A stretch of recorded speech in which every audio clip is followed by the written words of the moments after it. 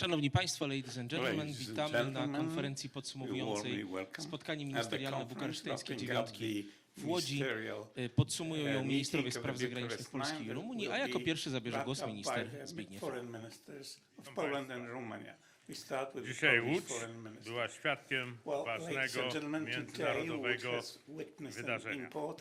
Spotkania ministrów spraw zagranicznych bukaresztańskiej dziewiątki. Omówiliśmy kwestie kluczowe dla naszego wspólnego bezpieczeństwa. Mianowicie, jak skutecznie wzmacniać nasz sojusz obronny i jak wspierać Ukrainę przeciwko bezprecedensowej, nielegalnej i brutalnej agresji. Bardzo się cieszę, że obok mnie stoi pan minister Bogdan Aurescu. To z inicjatywy prezydentów naszych państw w 2015 roku w Bukareszcie powstał nowy format współpracy łączący sojuszników wschodniej flanki NATO. Od tej pory spotykamy się zarówno na szczeblu prezydentów, jak i ministrów spraw zagranicznych, a także ministrów obrony. Przyświeca nam wszystkim jeden cel: bezpieczeństwo naszych obywateli oraz bezpieczeństwo całego obszaru euroatlantyckiego. Dzisiaj nasze obrady skupiły się na trzech wątkach. Po pierwsze, pogarszającej się sytuacji bezpieczeństwa w Europie i związanych z tym naszych działaniach na rzecz wzmocnienia wschodniej flanki NATO oraz politycznego i praktycznego wsparcia dla Ukrainy. Po drugie, trwającej adaptacji Sojuszu Północnoatlantyckiego do aktualnych i przyszłych wyzwań w kontekście przygotowań do najbliższych spotkań NATO, to jest przyszłotygodniowego posiedzenia ministrów spraw zagranicznych oraz lipcowego szczytu sojuszu, który będzie miał miejsce w Wilnie. I wreszcie po trzecie, na perspektywach wzmocnienia współpracy między NATO a Unią Europejską w bardziej skutecznym reagowaniu na obecny kryzys. Kraje bukaresztańskiej dziewiątki będą działać na rzecz pełnej implementacji decyzji ubiegłorocznego szczytu NATO w Madrycie, a także aktywnie włączać się w wypracowanie konkretnych decyzji szczytu w Wilnie.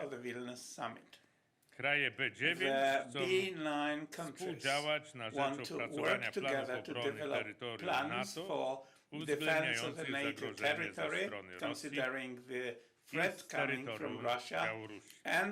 Rozmawialiśmy także o potrzebie zwiększenia i utrzymania wydatków obronnych naszych krajów na poziomie odpowiednim do wypełnienia zobowiązań w zakresie obrony kolektywnej. Będziemy kontynuować nasze wsparcie dla Ukrainy, zarówno w wymiarze niemilitarnym, jak i militarnym. Dla Polski i wielu innych sojuszników, zwłaszcza ten drugi aspekt ma kolosalne znaczenie. Kraje B9 są tutaj liderami, także w zakresie mobilizowania sojuszników do bardziej odważnych działań.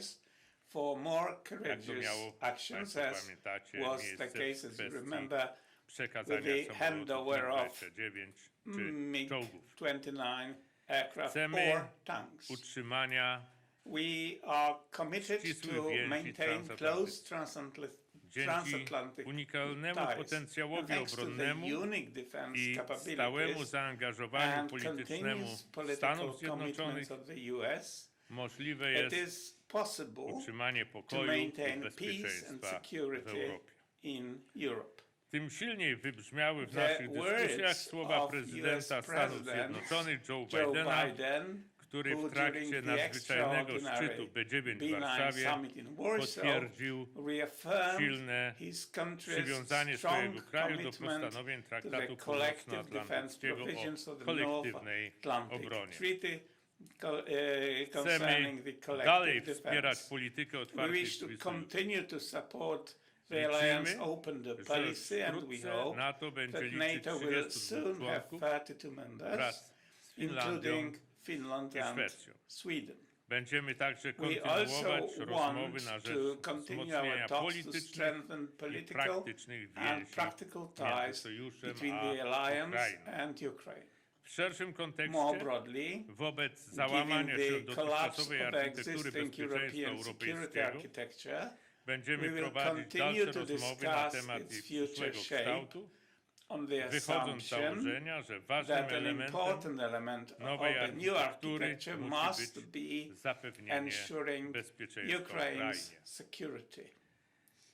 Widzimy potencjał dla wzmocnienia współpracy między NATO a Unią Europejską.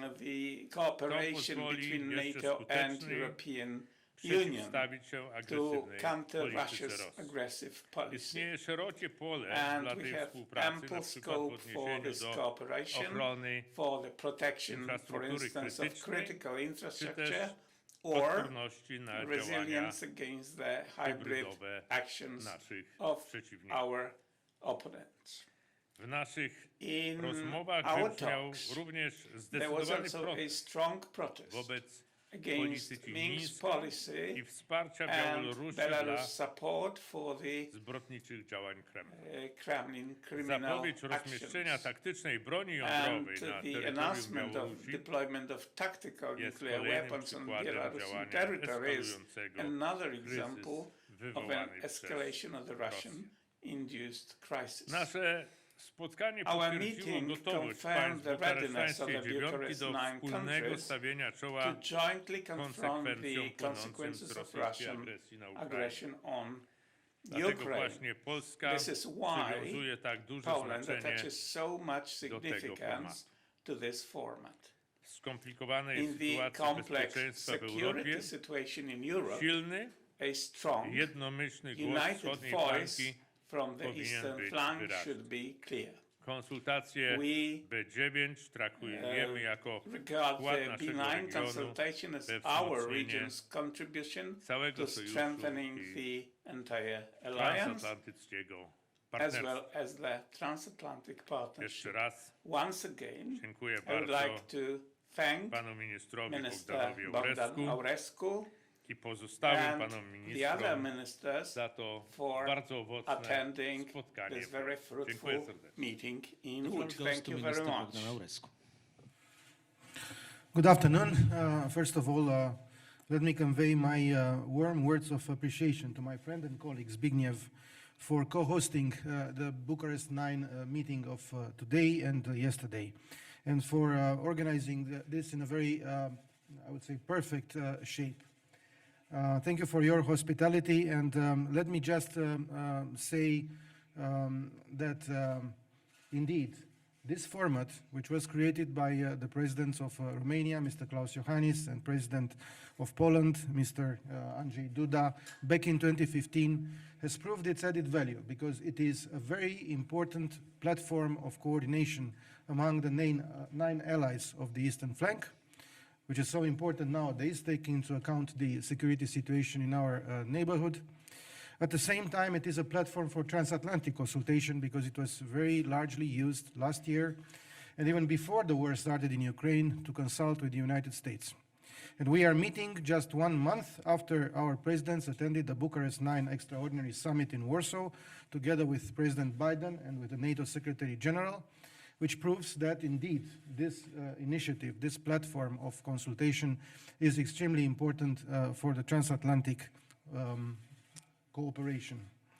For the past 2 days, we have engaged in very substantial talks on countering the effects of the Russian war against Ukraine, especially on our region, but not only, especially on the eastern flank allies, but also on the Euro-Atlantic security as a whole, because the Russian war against Ukraine is not just against Ukraine. It is also against the core parameters of the European and Euro-Atlantic security architecture. Indeed, Russia's war against Ukraine poses a great threat to the rules-based international order, and that is why we met together here in Łódź for discussing how to act together as a united group of allies within the alliance, supporting the alliance's decisions, which are going to take place next week in Brussels during the Foreign Affairs meeting of the alliance, but also to prepare for the NATO summit in Vilnius. As far as Romania is concerned, I have underlined, and I think all other colleagues have underlined, the importance of continuing to support in a strong manner Ukraine in order to increase its security, in order to be able to cope with the Russian aggression, to push back the Russian aggressor, and to win this war. Because as I emphasized not only once during these 2 days, in order to bring back peace in our region, we need for Ukraine to win this war, and this is the only option that we have. So we will make sure that this will happen, and this is our task for the ministerial next week in Brussels, but also for the Vilnius summit in July. And I have reiterated the Romania's strong commitment in order to support Ukraine on all dimensions, especially on the sanctions, on the isolation of Russia at international level, in order to fight against impunity for Russian officials. We are just today, 1 year after the Bucha massacre was discovered. So I think it's extremely important to join our forces in order to make the Russian officials accountable. Since the start of the war, we have facilitated the transit of over 14 million tons of grain and other agricultural products through Romania, which is more than half of what was exported through the solidarity lanes of the European Union. And we have also welcomed over 3.8 million Ukrainian refugees in Romania. And there is much more that we have done. I also reaffirmed today and yesterday Romania's commitment towards the open doors policy of NATO. This is extremely important because as we come closer to the Vilnius summit, we need to find the ways to have progress on the aspiration of Ukraine to become a NATO member. And I think we have to work hard together with the other allies in order to have such progress in line with the decisions of the Bucharest summit of 2008. And I have also underscored our commitment to support the NATO-EU coordination, which is extremely important these days in order to ensure the success of Ukraine's self-defense efforts. I have underlined, as Zbigniew has underlined, the importance of the full implementation of the decisions of the NATO summit of Madrid of last year, of last June, especially those concerning the long-term consolidation of the deterrence and defense posture on the eastern flank, so as to achieve the goal of forward defense, which was discussed and included in the documents of the Madrid summit. This is extremely important for us. And as President Iohannis mentioned during the B9 summit last month in Warsaw, we need to ensure a coherent vision of the entire eastern flank, of the forward defense on the entire eastern flank, which requires the implementation of all decisions taken in Madrid last year. Special attention needs to be paid in order to ensure a consolidated, integrated, and coherent posture on the whole of eastern flank. The current security context also highlights the strategic importance of the Black Sea, as it was mentioned in the strategic concept and the documents of the Madrid summit. It is important that the Vilnius summit marks an important step forward in terms of implementation of the strategic concept.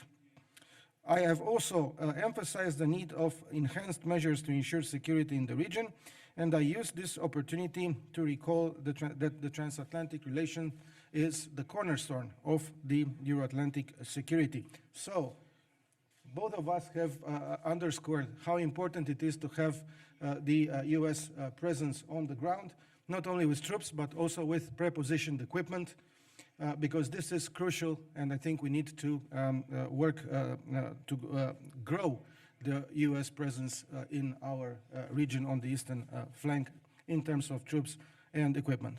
At the same time, I use this opportunity to also reiterate the invitation for my fellow ministers to the Conference on the Black Sea Security, which is going to take place in Bucharest on the 13th of April. It is co-organized by Romania and Ukraine at the level of Ministers of Foreign Affairs and Defense. And this will be the first high-level conference on Black Sea security under the aegis of the International Crimea Platform. The conference will address the consequences and the lessons learned from the war in Ukraine as far as the future security environment in the Black Sea. At the same time, I have highlighted the importance of the alliance's support for the most vulnerable partners in the region, especially the Republic of Moldova and also Georgia. We must continue to consolidate the resilience of the Republic of Moldova, which is facing recent destabilization attempts by Russia, including through malign hybrid tactics. But also, it is important to support the European integration goals of this country. And I have emphasized the support given by Romania through the Defense Capacity Building Trust Fund, and I have encouraged my counterparts to continue to fund this important instrument. Romania has already contributed with a total of $1.35 million to this fund. And also Georgia is very important. We should not forget to support Georgia. Romania, together with UK, is exercising the NATO contact point embassy task in Tbilisi, and we have to continue to support our Georgian partners.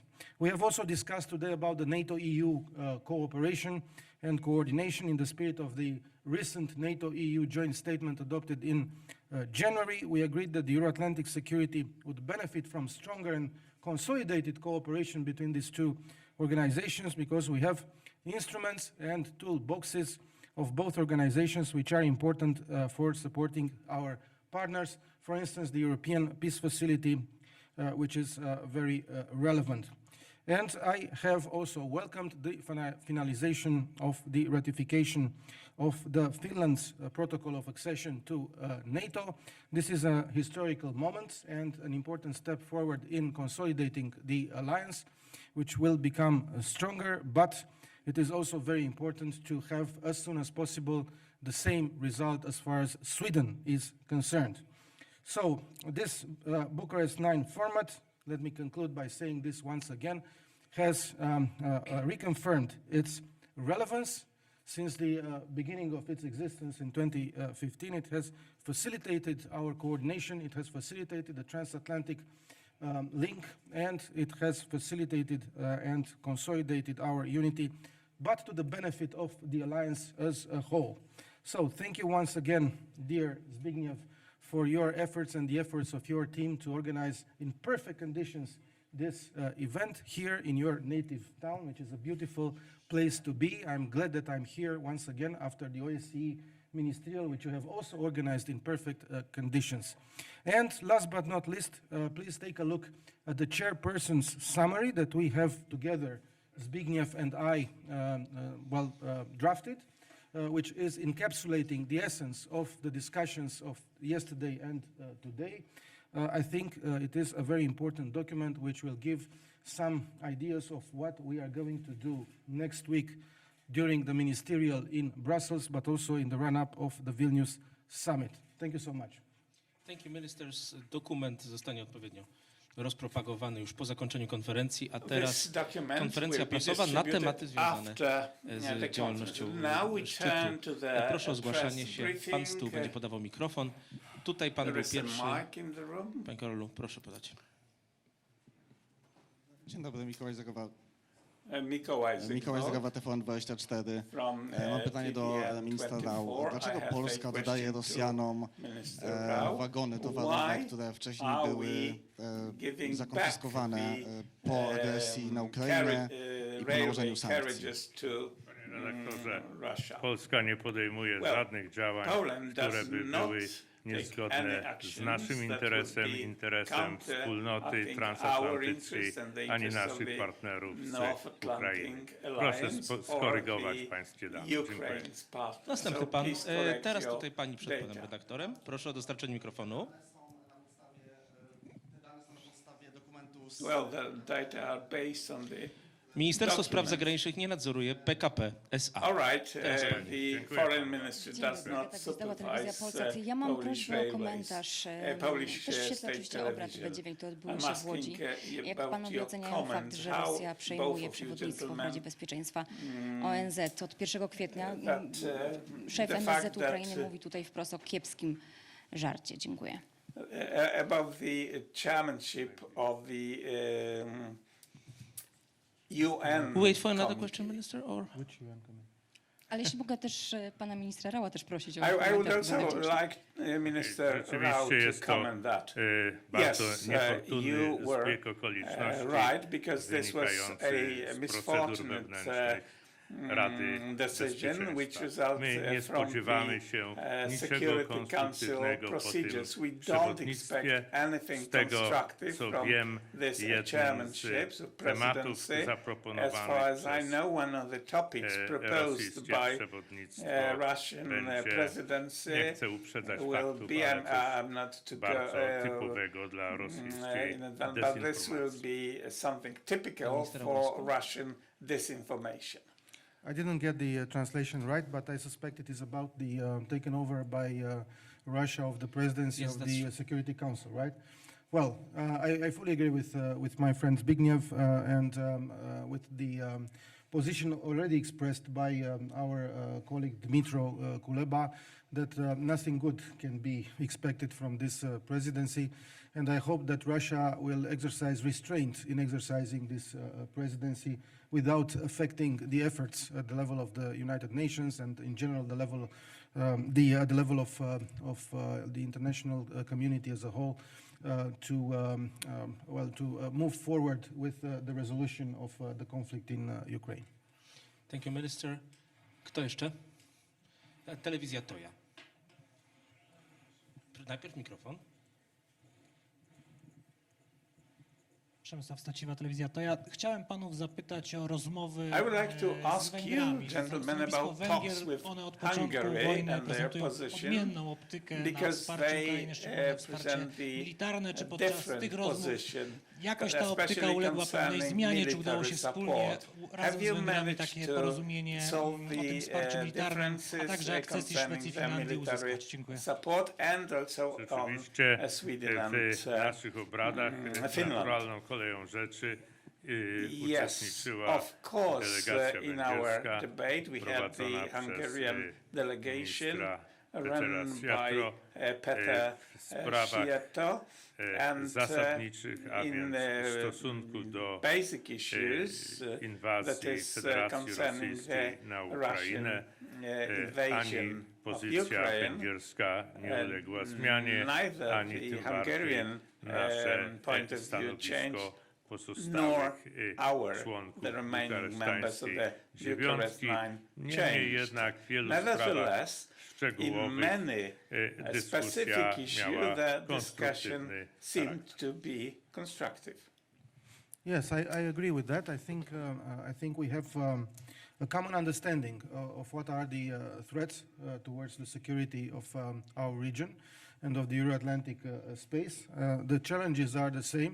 Of course, some of the positions are not identical, but I think that such meetings like the one that we had yesterday and today, with the exchange of views and arguments from our side, from any other minister who is taking part in the debate, I think they are contributing to bringing the positions of the allies on the eastern flank closer. So I think there is added value in our discussions from that perspective.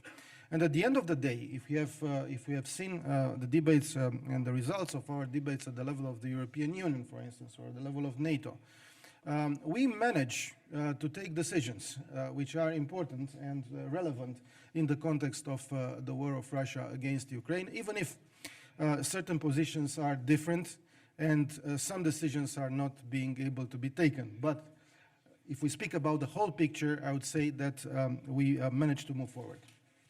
I ostatnie pytanie do mediów publicznych. Wojciech Cegielski, Polskie Radio. Polskie Radio.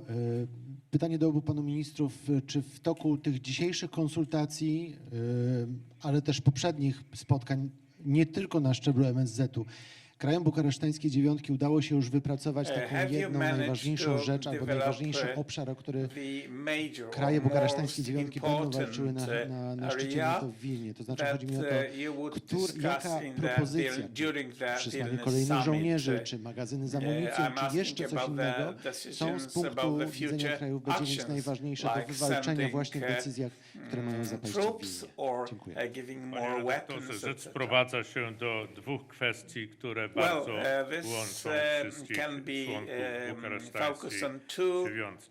things Pierwsza rzecz that to are jest common for the wzmocnienie countries of the Bucharest wschodniej Nine. The flanki first thing is NATO, strengthening tak the aby eastern flank ona of NATO mogła być in order to broniona od pierwszego potencjalnego momentu ataku. organize defense from the Sprowadza first się do takiej attempt of formuły attack. odstraszenia, So która we are nie concentrated będzie on this powodować form of utraty deterrence that żadnej would not części tego result in terytorium. losing My doskonale any part of the territory. pamiętamy, And tak jak we pan remember, minister wskazał, as a co minister, się stało, we co remember zostało what ujawnione happened, rok temu. what was revealed a year ago Nie in Bucha. możemy doprowadzić We do cannot, sytuacji, żeby jakakolwiek make część a naszego situation that terytorium any mogła part być of our zajęta territory could be przez taken, agresora. occupied I by żeby the to aggressor. osiągnąć, But in order a to to jest cel, który achieve nas that, absolutnie this is tutaj the łączy, goal that to is the goal of wymaga all of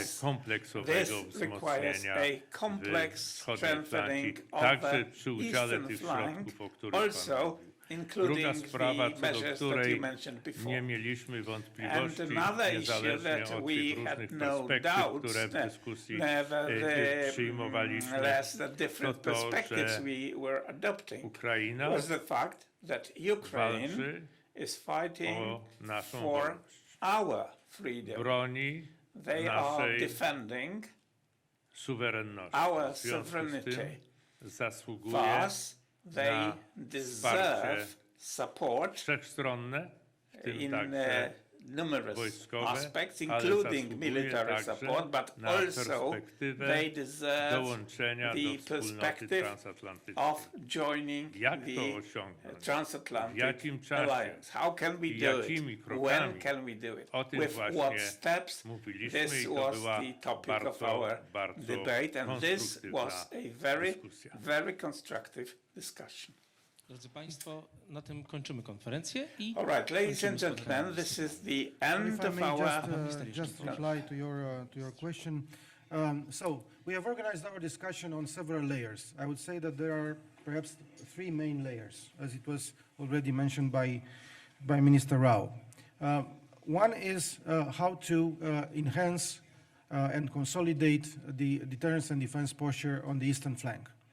Because as I mentioned not only once, but I have reiterated also today, if we have a strong defense, then we are able to project a strong deterrence as far as Russia's destabilizing and assertive conduct is concerned. Because this is the only language Russia understands. A strong defense makes strong deterrence.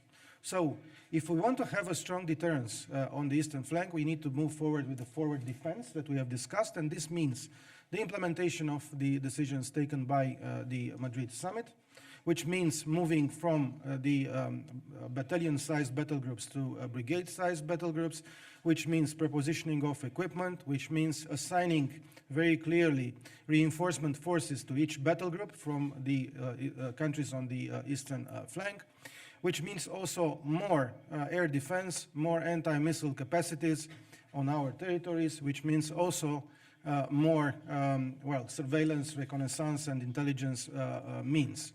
So a lot of ideas, a lot of measures which can be taken and should be implemented in the run-up or after the Vilnius summit. And the Vilnius summit should also represent a benchmark in the process of assessing where we are with the implementation of the strategic concept which was adopted last year. This is one let's say, layer.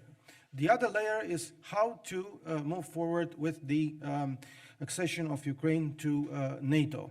And we have discussed in detail how to do it because there are various views within the alliance, as you know. But we have agreed all together that irrespective of these views and irrespective of the fact that we all support the accession of Ukraine to NATO, I mean the countries on the eastern flank and the benign countries, the Bucharest 9 countries, I think the priority now is to support Ukraine to win this war. And we have to focus on this effort because this is the priority. The next month, the next period will be crucial for the fate of the war in Ukraine, and then, of course, as far as the future peace, when the Ukrainians will decide to start peace negotiations, because it is up to them to do that. Then it is the support for the other partners, which are in difficult situation in the region, and I have already mentioned the Republic of Moldova and Georgia. It is extremely important to move forward with the consolidation of their resilience, of their defense capacities, and I think NATO has to play an important role in that respect, especially through the defense capacity building programs. And that's why I have made this appeal for the other allies to fund this trust fund related to the programs on defense capacity building.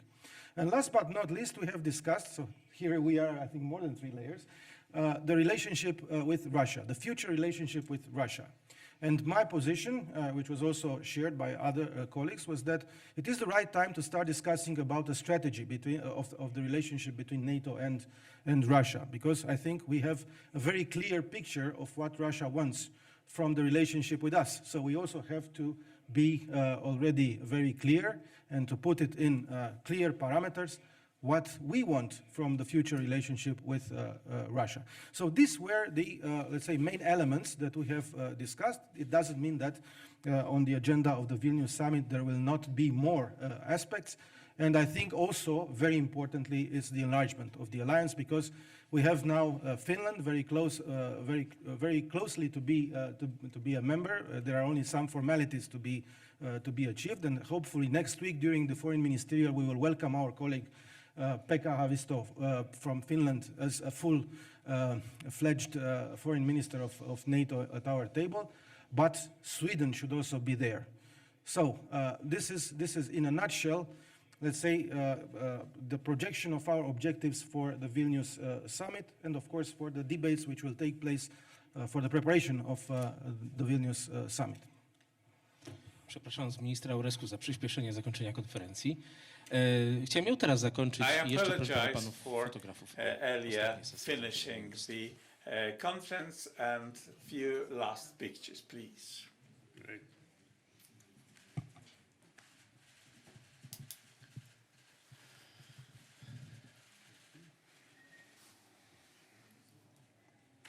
Dziękuję. Thank you so much.